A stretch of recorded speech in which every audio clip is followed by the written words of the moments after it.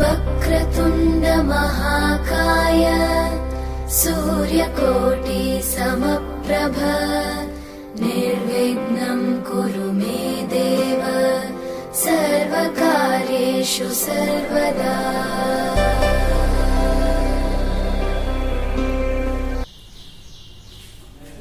नमस्कार, दिनेश कुमार माली, कक्षा 10वीं, विषय गणित। हम जो अध्ययन कर रहे हैं वैदिक गणित, जिसमें हमने वर्ग गण ज्ञात करना सीखा। आइए हम आगे एक नया टॉपिक शुरू करते हैं, जिसमें हमको ज्ञात करना है भाग संक्रिया। सबसे पहले हम शुरू करते हैं निखिलम और परावर्त्य विधि द्वारा किस तरह से भाग किए जाएंगे। निखिलम और परावर्त्य दोनों ही एक जैसी हैं, थोड़ा सा डिफरेंट है। तो आइए सबसे पहले हम एक प्रश्न करते हैं निखिलम विधि द्वारा। आप सबको 1245 भाग 97। निखिलम विधि से हमने वर्ग और वर्ग ज्ञात करना भी सीखा था, वही निखिलम विधि। तो किस तरह से हम, तो देखिए इस तरह से 3 खंड बनाए जाएंगे। इन 3 खंडों के अंदर संकेत में आपको सबसे पहले भाजक 97, जो यहां पर लिख देंगे भाजक 97। भाजक 97 है तो उसका आधार दिया जाएगा, निकटतम ये है 100 के आधार 100। तो आधार 100 है तो इसके आधार पर हम इसका पूरक ज्ञात करेंगे। पूरक ज्ञात करने के लिए 100 - 97 आधार में से भाजक को घटाएं तो इससे पूरक ज्ञात हो जाएगा। आधार में से पूरक को घटाएं तो इसका जो पूरक आया 03 भाजक 97। ये प्रथम खंड में आपको लिखना है। भाजक और पूरक क्या है वो प्रथम खंड में लिखा जाए। फिर उसके बाद यहां पर कम से कम 4 या 5 लाइनें कम से कम खाली हो। आधार 100 है तो 4 या 5 लाइन आराम से यहां पर इस तरफ लिखें। पूरक 03 आधार 97। आधार हमने जो 100 किया है, आधार के जितने शून्य हैं उतने जिसके अंदर भाग देना है, भाज्य में से अंतिम खंड में रखें। तो आधार में 2 शून्य है तो 45 को लिख रहा हूं यहां, थोड़ा थोड़ा स्पेस देकर। फिर बाकी जो शेष अंक है वो यहां लिखेंगे। वापिस मैं यहां दिला रहा हूं, आधार में जितने शून्य हो उसमें से जो भाज्य हैं उसके अंतिम अंक इकाई दाई से वो आपको अंतिम खंड में रखने हैं। बाकी शेष जो अंक है वो मध्य में आप जमाएं। अब इसकी जो प्रक्रिया है, किस तरह से भाग देने की प्रक्रिया होगी वो हम शुरू करते हैं। सबसे जो यहां पर मध्य खंड में जो पहला अंक है उस पहले अंक को आप यहां लिखें। 1 को यहां लिखा तो 1 का पूरक से गुणा कीजिए। 1 का पूरक से गुणा किया तो 03, तो 03 को आगे व्यवस्थित कीजिए। 0 यहां, 3 यहां और डैश 1 0 3। पुनः इसको हम, ये प्रक्रिया ऐसे निरंतर चलती रहेगी। 2 0 तो हम यहां पर ये 2 बनाए।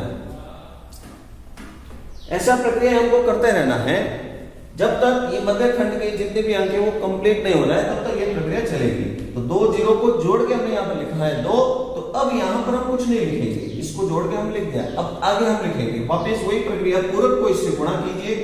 2 का 0 3 से गुणा करेंगे तो 0 6, तो यहां पर हम लिखेंगे 0 6। फिर यहां अब आगे अंक है ही नहीं, इन अंकों को जोड़कर लिख दीजिए। 6 और 5 11, 1 हम हंसी को दे देंगे इधर, 4 और 3 7 और 1 8। यहां जो अंक आएंगे वो अंक कहलाएंगे हमारे लिए भागफल। अतः भागफल 12। और अंतिम खंड में जो यहां इन सबको जोड़ने पर जो हमको प्राप्त हुआ है वो है शेषफल।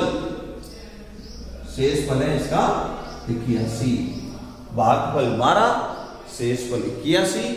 एक बात ध्यान रखेंगे आप, जो कि यहां पर भागफल जो भाजक है इससे ज्यादा नहीं होना चाहिए। अगर ज्यादा है तो यहां से एक उधार दें, जितना आधार है उसमें से घटा देंगे। आधार 10 है तो 100 में, आधार 100 है तो 100 में से घटाकर भाजक से यहाँ संख्या छोटी होनी चाहिए। ये प्रश्न कंप्लीट हुआ, समझते हुए लिखिए। एक और प्रश्न करेंगे। आइए एक और हम प्रश्न सूत्र निखिलम के द्वारा हल करते हैं। देखिए 1,11,034, इसके अंदर अपन को भाग देना है 889 का। तो 889 का भाग देंगे तो हम देखेंगे इसके अंदर 3 अंक हैं भाजक में। आप देख रहे हैं भाजक 889 है, तो आपको जो आधार लेना होगा 3 अंक 1000 के निकटतम है। तो आधार 1000, भाजक को यहां लिखे आप 889। ये खंड बनाए 3 खंड में, प्रथम खंड में भाजक लिख देंगे, फिर उसके बाद इसका पूरक लिखेंगे। तो पूरक ज्ञात करने के लिए फॉर्मूला आप ध्यान रखें। तो पूरक जो ज्ञात करना है इसका, तो आधार माइनस भाजक, ये पूरक ज्ञात करने के लिए फॉर्मूला कामिल है। 1000 में से 889 माइनस करें 111, ये पूरक आएगा। तो पूरक 111। यहां पर करीब 6 या 7 लाइन आप खाली छोड़े, 6 लाइनें तो आप विस्तृत आराम से लिखेंगे, ठीक है। 6 खंड में ये ऐसे बनाए। 889 1000, तो हमने अभी बात की थी जितने आधार में शून्य 3 है, तो इकाई दाई सैकड़े से 3 अंक भाज्य में से यहां लिखने वाले हैं। 430 को यहां लिखेंगे, बाकी अंक यहां व्यवस्थित थोड़ी जगह छोड़कर जमाएं। अब इसको हल करने के लिए भाग से क्रिया हम शुरू करते हैं। सबसे पहला जो यहाँ पर अंतिम अंक जो है 1 यहाँ लिख दिया। अब जो यहाँ 1 आया है, जो पूरक आया है, उसका पूरक का इससे गुणा करके आगे इन अंकों को व्यवस्थित हमको जमाना है। तो 1 का गुणा 111 से, 111 को इस तरह से 1 और 1, यहां पर भी कुछ नहीं आया तो डैश डैश, वैदिक गणित विधि है ये। फिर इसी क्रम को हम आगे वाले जो अंक है 1 और 1 मिलकर हो गया 2, यहां पर हमने मिलकर 2 लिख दिए हैं। तो अब वापस वही काम, पूरक का इस 2 से गुणा करें। 111 को 2 से गुणा करें 222, तो 222 को यहाँ पर व्यवस्थित, यहाँ पर आगे वाले अंकों में व्यवस्थित जमाएंगे और यहाँ पर नहीं कुछ अंक आया डैश बना दिया। ये क्रम ऐसा चलता रहेगा। 1 और 2 को जोड़ा तो आया 4, तो 4 लिख दिया यहाँ पर। अब इसके आगे अंक है ही नहीं, तो ये प्रक्रिया रुक जाएगी। अंतिम बार हम पूरक का गुणा करेंगे। 111 का 4 से गुणा करेंगे, आया 444, 444। यहां पर कोई अंक है ही नहीं, इसलिए यहां से लिखना शुरू नहीं किया। अंतिम खंड से हमने लिखना शुरू किया। 0 के नीचे 4, 3 के नीचे 4, 4 के नीचे 4। अब यहां पर कोई अंक है ही नहीं, तो ये भाग की प्रक्रिया पूरी हो गई। अब हम यहां पर जो लिखा हुआ है इसको जोड़ देंगे। 4 और 4 8, 3 और 2 5, और 4 9, 4 और 2 6 और 1 7। तो अभी हमने बोला था मध्य खंड में जो लिखा हुआ आएगा वो है भागफल। तो अभी जो हमने यहाँ पर इस प्रक्रिया को जो लिखा है उसका भागफल है 124, और जो अंतिम खंड में लिखा हुआ है वो शेषफल। तो इसका जो शेषफल आया है वो आया है 798। जो शेषफल आया है वो वापस याद रखेंगे, यहां पर जो शेषफल है भाजक से ज्यादा नहीं होना चाहिए। यदि भाजक से वो ज्यादा है तो यहां से माइनस करें 1, तो 1 माइनस करेंगे, आधार 1000 से घटाएंगे। इस तरह से इसका भाजक से छोटा रखना है। इस तरह से ये हमने जो सीखा है वो है निखिलम विधि। विशेष बात एक है, यहां पर लिखेंगे तब क्रम ध्यान रखेंगे, जितने आधार में संख्या है उतने अंक भाज्य में से अंतिम खंड में लिखे जाएं। लिखते हैं, समझ कर लिखें।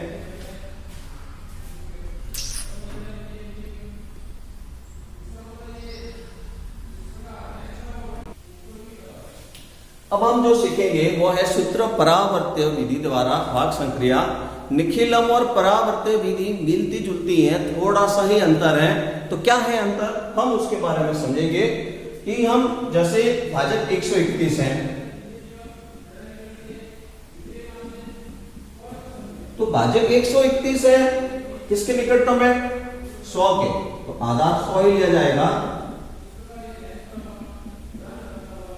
निखिलम में हम बोलते थे पूरक ज्ञात करें, तो अभी हम पूरक नहीं बोलकर कुछ नाम चेंज करते हैं, तो इसके अंदर बोलते हैं विचलन ज्ञात करें। तो विचलन ज्ञात करने के लिए हम सूत्र इसका थोड़ा बदलेंगे। विचलन ज्ञात करने के लिए फॉर्मूला हम लगाएंगे भाजक माइनस आधार, ये सूत्र लगाकर आप विचलन ज्ञात करेंगे। तो भाजक माइनस आधार 131 माइनस 100 आ गया 31, 3 1 31, दो अंकों में है, इसलिए हम आगे जीरो नहीं लगा रहे हैं, जितने शून्य उतने अंक यहां लिखने हैं, तो 3 1। अब इसको लिखने का यहां पर 3 खंडों में ही बनाना है, ये इस तरह से 3 खंड, कम से कम यहां पर 4 लाइनें बने, 4 लाइनों के खंड के अंदर एक संरचना बनानी है आपको। अब आप वही काम भाजक 131 यहां पर लिख दिया, यह है भाजक 131, जितने आधार में शून्य उतने ही अंक वो के वही जैसे निखिलम में लिखते थे, तो 8 और 5 को लिख दिया यहां, बाकी अंक यहां पर व्यवस्थित जमा दिया 1 3 3 मध्य खंड में। क्या परिवर्तन निखिलम से, तो देखिए विचलन, तो विचलन हम लिख रहे हैं 3 1, नाम क्या है, परावर्त्य। परावर्त्य परावर्त्य ने परिवर्तन करना, क्या परिवर्तन करना, अब यहां पर जो 3 1 आया है उसको परावर्त्य करके लिखेंगे। परावर्त्य, जो प्लस का है माइनस का 3 हो जाएगा, और 1 प्लस का है तो माइनस का 1 हो जाएगा। इस तरह से आप यहाँ पर जो चिन्ह है उसको बदलना है। अगर ये माइनस के हो तो प्लस के बना दें, प्लस के है तो माइनस के बना दें। वैदिक गणित में ऐसे विनकुलम लिखा जाता है, ऊपर 3 के ऊपर ऐसे विनकुलम लिखा जाता है, 3 विनकुलम 1 विनकुलम का, या फिर माइनस लगा के लिखेंगे तो गलत नहीं करेंगे। तो अब हम वही काम शुरू करेंगे जो अभी हमने निखिलम में किया था। क्या किया था, सबसे पहले 1 को यहां मध्य खंड में लिखे, तो 1 का यहां पर -3 1 से विनकुलम सीधा जो है इसको गुणा करें 1 से, और यहां आगे व्यवस्थित जमाएं। 1 का -3 से गुणा, तो ये इधर लिखा -3, 1 का -1 से गुणा, तो ये -1, यहां कुछ नहीं आया, डैश डैश बना दो। ये प्रक्रिया निरंतर जारी रखनी है, कब तक, जब तक मध्य खंड में अंक लिखे जाएं। 3 माइनस का 3 दोनों प्लस माइनस के बराबर हो गए, तो फिर क्या लिखें, 0, तो 0 से गुणा करके हम आगे इसको लिखेंगे। अब यहां हम कुछ नहीं लिखने वाले, क्योंकि इसकी प्रक्रिया को पूरा कर दिया। 3 - 3 0, तो 0 का इससे गुणा कीजिए, 0 का -3 से गुणा 0, 0 का -1 से गुणा 0, तो आगे कुछ नहीं आया, डैश लगा दीजिए। अब इस प्रक्रिया को पूरा करें मध्य खंड के अंदर ही, 3 - 1 0 क्या, तो 2, इसको हमने जोड़ के लिख दिया 2, आगे अंक है ही नहीं, इसका मतलब भाग प्रक्रिया पूरी हो जाएगी। तो 2 का अब जो परावर्त्य है इससे गुणा करके यहाँ इसको व्यवस्थित लिखे हैं। 2 का -3 से गुणा माइनस का 6, 2 का -1 से गुणा तो माइनस का 2। अभी इसको हल कर दें, अंतिम खंड वाले भाग को हल करें, तो अंतिम खंड वाले भाग को हल कर रहे हैं। 5 - 2 कितना हुआ, 3, 8 - 6 कितना हुआ, ये 2। अब आंसर लिखेंगे, तो इसका उत्तर मध्य खंड में जो होता है क्या होता है, भागफल। तो भागफल 102 आया।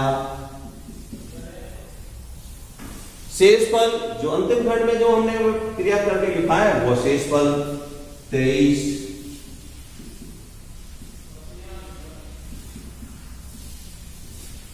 भागफल और शेषफल आ गया।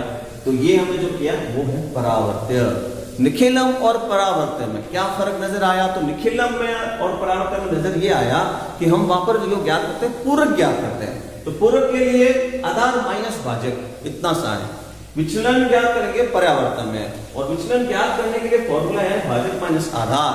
और फिर जो यहाँ आता है विचलन उसका परावर्तित करना होगा परावर्तित वियोजित विधि में। अगर यहाँ पर विचलन प्लस क्या है तो माइनस कर लीजिए या उसको विनकुलम बोलते हैं, विनकुलम में आए तो ऋणात्मक को धनात्मक बदल दीजिए। यही विधि जो कहती है परावर्तित विधि द्वारा भाग सक्रिया। लिखें समझते हुए और इसको हल करें। धन्यवाद।